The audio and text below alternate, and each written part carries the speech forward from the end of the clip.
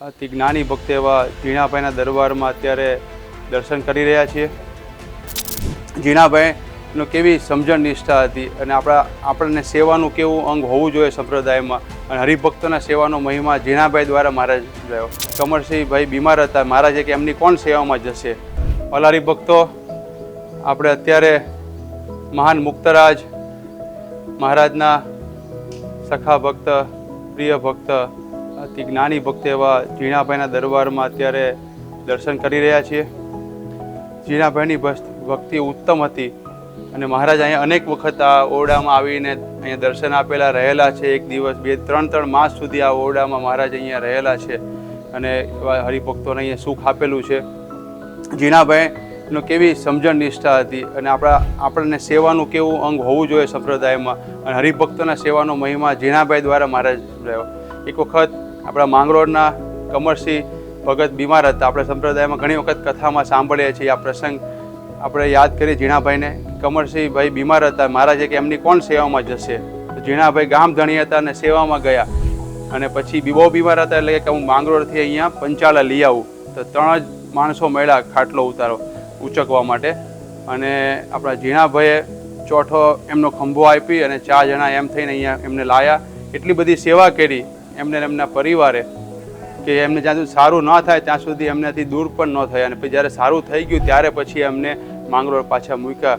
અને આ મહારાજે યાદ રાખ્યું, કોઈનું મહારાજ રાખતા નથી, વ્યાજ સહી જ આપે।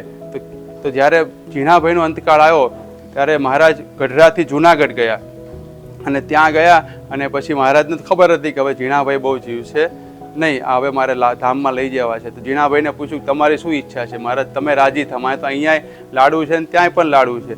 તો મહારાજ કે પછી એમના બાને પૂછ્યું કે ઝીણાભાઈ જોને એક ગામનું રાજ મળે તો કેવું, એમ કરતાં મહારાજ કે કિલોકીનું રાજ મળે તો કેવું, તો અક્ષરધામનું રાજ મળે તો કે હું રાજી જ થઉં ને। અને પછી મહારાજે એમને પોતાના ધામમાં લઈ ગયા, અને જ્યારે એમની નનામી એટલે અગ્નિ સંસ્કાર તરફ લઈ જતી હતી એમની અંતિમ યાત્રા, તો મહારાજે એમનો નનામી મહારાજે ખુદ ઉપાડી। તો બધા હરિભક્તો સંતો વિચારતા થઈ ગયા કે મહારાજ ઝીણાભાઈની નનામી ઉપાડે છે। ત્યારે મહારાજ બોલ્યા કે અમારું ઋણ છે ઝીણાભાઈ ઉપર। જ્યારે કમરસિંહ બીમાર હતા અને ત્યારે એમને ભક્તની સેવા કરેલી, તો હવે અમારું ઋણ છે, તો હું અત્યારે ઝીણાભાઈની એટલે નનામી ઉપાડું છું। તો હરિભક્તો વિચારો, સંપ્રદાયમાં મહારાજે આ સેવાનું અંગ આપ્યું કે હરિભગતની સેવા કરીએ તો કેટલું મોટું ફળ મળે।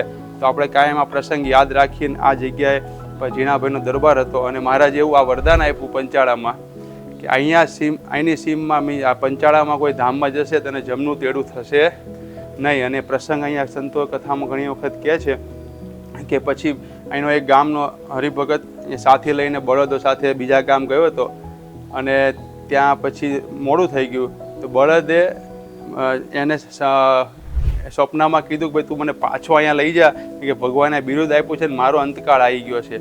તો ભગવાને અહીંયા બળદોનું પણ કલ્યાણ કર્યું, એવી પ્રસાદીની મહાન ભૂમિ। તો આપણે અંતકાળે પણ યાદ આવી જાય તો જીવનું રૂડું થાય, એવી આ પ્રસાદીનો પંચાળાનો ઝીણાભાઈનો દરબારગઢ। તો આપણે દર્શન કરીને પાવન થઈએ। જય સ્વામિનારાયણ।